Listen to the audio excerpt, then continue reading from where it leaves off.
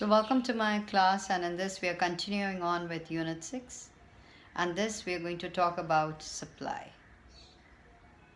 So supply is from the viewpoint of a producer supplying his output, and that depends upon the price. How much would he supply at various levels of prices? The more money he gets, at a higher price he's ready to supply more, being a rational producer. So that's what it is, and that's why this is a positive curve sloping upward. And supply, as we can just take, what is the what do you mean by supply? Since we've done demand, which was a downward sloping curve, this becomes very simple to understand. So what is supply? Supply of a commodity by a firm refers to the quantity of commodity which the firm is willing to supply or sell at a particular price and during a period of time. So like demand, it has a special meaning too, that is quantity of a commodity, particular price, particular time, willing to supply, etc. So supply is a flow and is therefore expressed is the quantity of a commodity which is offered for sale per unit of time. So it shows firms' willingness to sell and not what it actually sells. So supply and stock, let's just see what it is.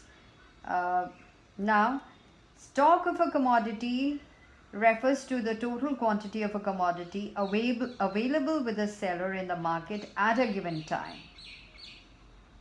And what is supply?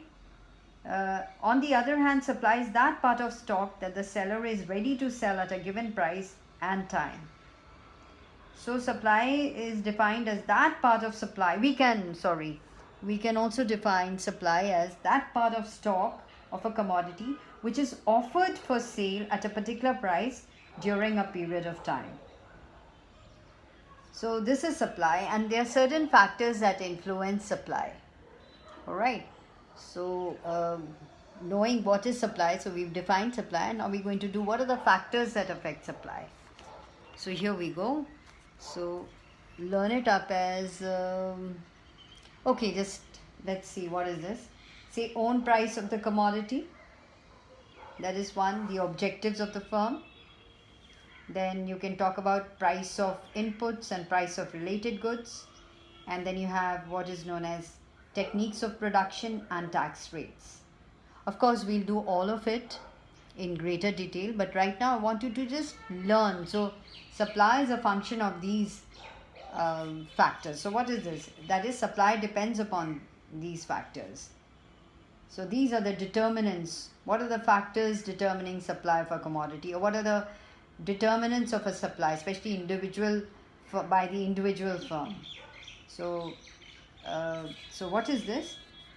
Okay, let's learn it up as O, P and T. O is own price of a commodity, objectives of a firm. 1. P, take P as price of inputs, price of related goods. T as technique of production and tax rates. So this is how we will talk about the factors influencing the individual firm. Now that is individual supply.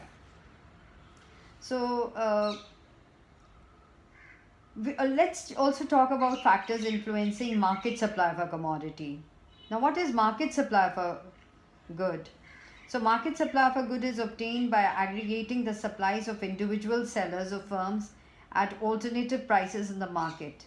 Clearly, the factors which influence a firm's supply of a good also influences the market supply.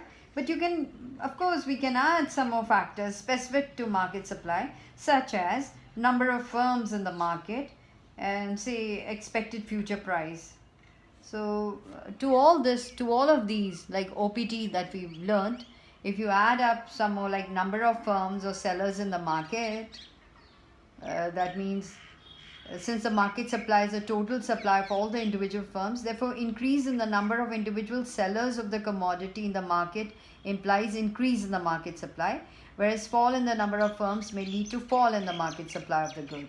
And also we can talk about expected change in future price. That is, Firms may increase current supply of the commodity if they expect the price of the commodity to fall in future. In contrast, if firms expect a higher price of the commodity in future, they will withdraw a part of its supply from the market. Hence, supply will fall. So these are the factors that we are going to take up, especially for the individual supply function.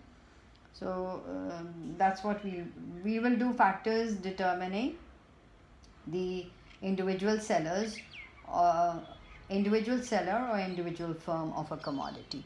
So whenever we're talking about supply or demand, we are talking about in terms of the commodity in question, and that is why we do it in the micro level. We are not talking about aggregates of all the supply. We are talking about the aggregate of the supply of a commodity. So that is the difference. So you can get what are the determinants of individual supply, or what are the determinants of an market supply.